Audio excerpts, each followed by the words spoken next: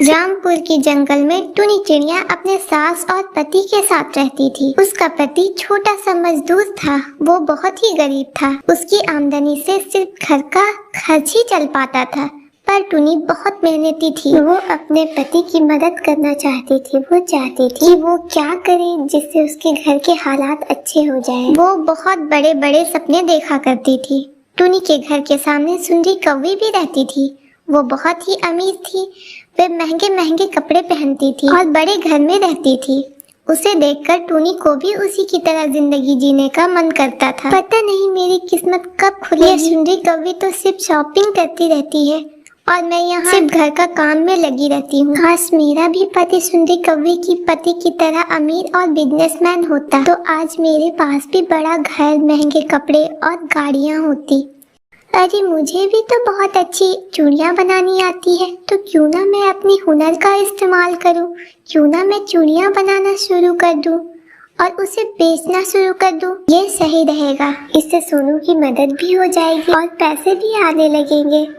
टुनी अपने कुछ बचाए पैसे से चूड़ी बनाने के सामान ले आती है और रात भर चूड़ियाँ बनाने लगती है। उसे वक्त का पता भी नहीं लगता कि कितनी रात हो गई है। वो बहुत खुशी से चूड़ियाँ बनाने लग जाती है और अगली सुबह चूड़ियाँ लेकर बाजार में बेचने चली जाती है। टुनी जैसे बाजार आती है तभी कुछ पक्षी चूड़ियाँ लेने वहाँ टुनी के पास आ जाती हैं।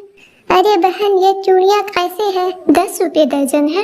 अरे ये तो बहुत सस्ती है। कहीं ये बेकार तो नहीं? अरे नहीं बहन, ये चूड़ियाँ मेरे हाथ की बनाई हुई है। ये बहुत मजबूत और टिकाऊ है। हाँ, ये लग तो मजबूत ही नहीं है और दाम भी सही है। ऐसा करो, मुझे 2 दर्जन चूड़ियाँ दे दो। ऐसे ही सभी पक्षियाँ टुनी से चूड़ियाँ खरीदती है। टुनी यह देखकर बहुत खुश हो जाती है क्योंकि पहले ही दिन उसके सारे चूड़ियाँ बिक्री हो जाती है।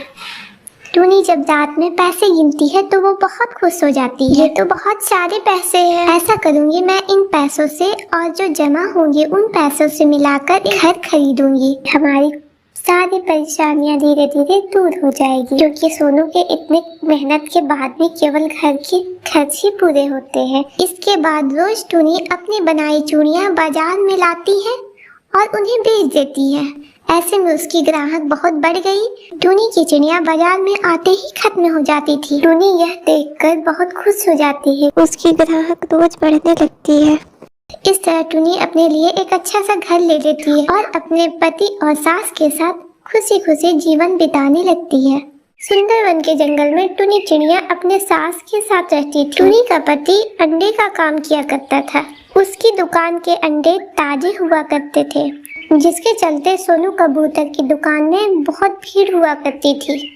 उसका अपना एक बहुत बड़ा मुर्गियों का फार्म था। सुबह सुबह टुनी और उसकी सास अंडों की इकट्ठा किया करती थी, फिर सोनू उसे दुकान में ले जाकर बेचा करता था। इस तरह उनका जीवन बहुत आराम से चल रहा था। सोनू के दुकान के पास कालू कौवे का भी अंडे का दुकान था। उसके दुकान पर बहुत कम ही लोग जाया करते थे। इसकी वजह से कालू कौवा बहुत परेशान रहता था। ऐसा क्या करूं जिसके वजह से इस सोनू का अंडे की दुकान बंद हो जाए। इसकी दुकान की वजह से ग्राहक मेरी दुकान पर नहीं आते हैं। कुछ न कुछ इसका इंतजाम करना ही पड़ेगा। ऐसा सोचकर कालू कौवा सोनू की मुर्गियों के चारों में जहर मिला देता है। जहरीली दाने खाकर सभी मुर्गियां मर जाती हैं। सुबह सुबह जब अंडे इकट्ठे करने और इसकी सास आती है तो देखती है सारी मुर्गियां मरी पड़ी हैं।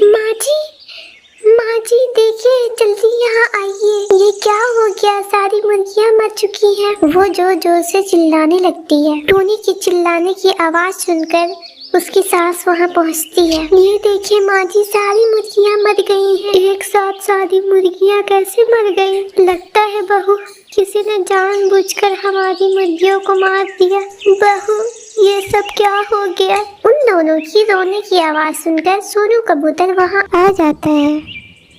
ये सब कैसे हो गया माँ? कल रात तो सारी मुर्गियाँ अच्छी थी। मैंने तो इन्हें अच्छे से दाना पानी भी दिया था। मुझे भी कुछ समझ में नहीं आ रहा है बेटा, ये सब कैसे हो गया? इस तरह कई दिन गुजर जाते हैं। मुर्गियों के मर जाने से सोनू कबूतर की दुकान बंद हो जाती है। यह देखकर कालू कौवा बहुत खुश होता है। अब सारे ग्राहक मेरी ही दुकान में आएंगे और मैं जल्द ही माला माल हो जाऊंगा। बड़ा आया था मुझसे मुकाबला करने वाला, एक ही बार में मैंने इसकी छुट्टी कर दी। मेरी चालाकी का ही नतीजा है कि आज इस सोनू का दुकान बंद है।